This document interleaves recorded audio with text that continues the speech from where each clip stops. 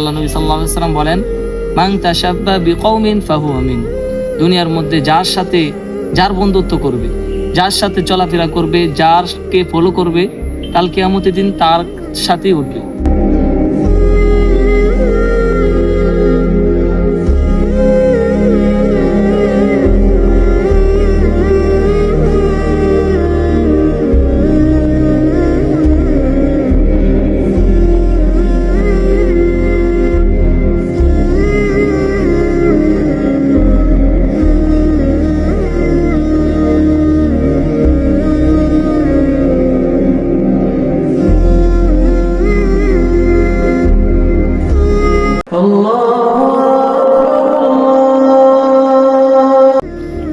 বন্ধু, অনেকে আড্ডা দিছি, এখন আসরের টাইম হয়েছে, নামাজ যাই, আজান দিয়া দিছে, নামাজ যাই। হেট বেড়ে কি নামাজের পড়ার টাইম? আমরা কি এটা নামাজ পড়ার বাস? তোর নামাজ তুই পড়ে বেটা। দেখ বন্ধু, আমরা মুসলমান না, আমরা নামাজ যাই। দেখ আমরা তিনটা বন্ধু যদি নামাজ পড়ি আল্লাহর জন্য, তাহলে তো আল্লাহ তাআলা আমাদেরকে কবুল করে নেবে, আল্লাহ তাআলা আমাদেরকে পুরস্কার দিবে।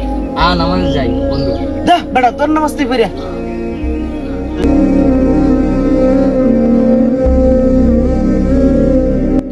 দূরবেলা কি পাগল?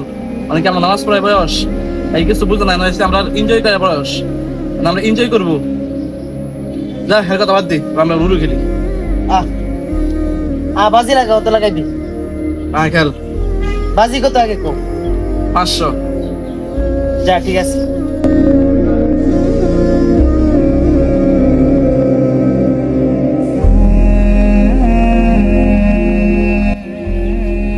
বন্ধু, নামাজ পড়ে আয়া বলছি। দেখ বন্ধু, তোর সাথে বন্ধুত্ব আছি, ভালো আছি। যদি এগুলো করস তাহলে তোর সাথে বন্ধুত্ব আর থাকবো না ভাই। আরে ভাই দেখ, আমরা মুসলমান, নামাজ পড়ি, আমাদের নামাজটা পড়া দরকার। দেখ ভাই, এটা আমার নামাজের বয়স না। তুই এই নামাজ পড়াস, আমাদের সাথে নামাজের কথা বলিস, এটা আমাদেরকে আলে ধরে।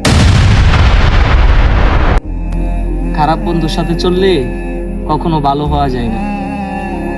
পৃথিবীর মধ্যে যত মানুষ ভালো হয়েছে বন্ধুত্বের কারণেই হয়েছে, আর পৃথিবীর মধ্যে যত মানুষ খারাপ হয়েছে, নষ্ট হয়ে গেছে, বন্ধুত্বের কারণেই হয়েছে।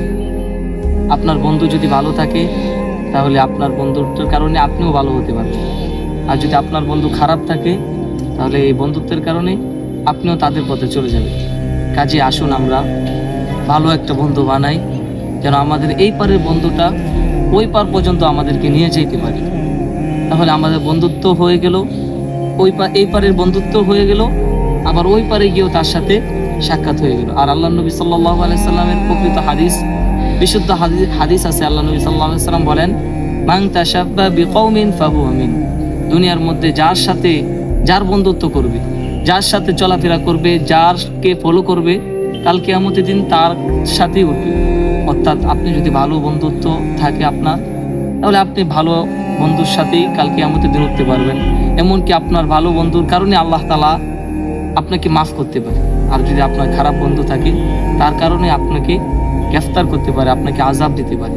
কাজে আমরা যাকেই বন্ধু বানাবো, ভালো একটি বন্ধু বানাবো, নামাজি, ইমানদার, তাকওয়াবান একটি বন্ধু বানাবো। এই বন্ধুর কারণেই ভালো হওয়া যায়, আবার এই বন্ধুর কারণেই খারাপ হওয়া যায়।